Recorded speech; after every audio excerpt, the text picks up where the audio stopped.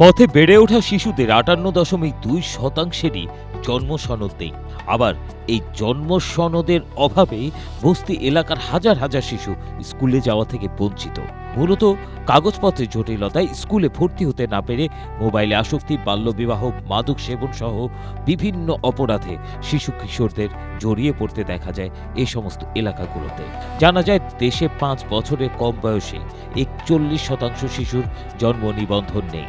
মূলত স্বাস্থ্যসেবা ও নিবন্ধন দপ্তরের মধ্যে সংযোগের অভাবে জন্মের পর শিশুর নিবন্ধন নিশ্চিত করা যাচ্ছে না। বিভিন্ন স্বাস্থ্যসেবা কেন্দ্র ও হাসপাতালে জন্ম নেয়া শিশুদেরও খুব কম অংশের জন্ম নিবন্ধন সম্পন্ন হয়, কারণ দেশে হাসপাতাল কর্তৃপক্ষ জন্ম মৃত্যু নিবন্ধন করতে পারে না। সেক্ষেত্রে পরিবারকে ভিন্ন দপ্তরে গিয়ে এই নিবন্ধন করতে হয়। আবার জন্ম সনদবিহীন শিশুদের ৭১.৪% তাদের পিতামাতার জাতীয় পরিচয়পত্র নম্বরই জানে না। ফলে বিদ্যমান নিয়ম অনুযায়ী জন্ম নিবন্ধন করা তাদের জন্য প্রায় অসম্ভব হয়ে দাঁড়িয়েছে।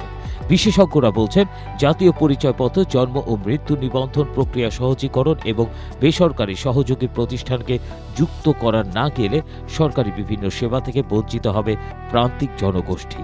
আর জন্ম সনদ না থাকা শুধু প্রশাসনিক সমস্যা নয়, এটি একটি মানবাধিকার সংকট।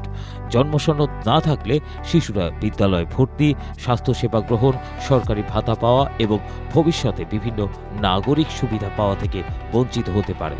দৈনিক আমার দেশের এক প্রতিবেদন থেকে এইসব তথ্য পাওয়া যায়।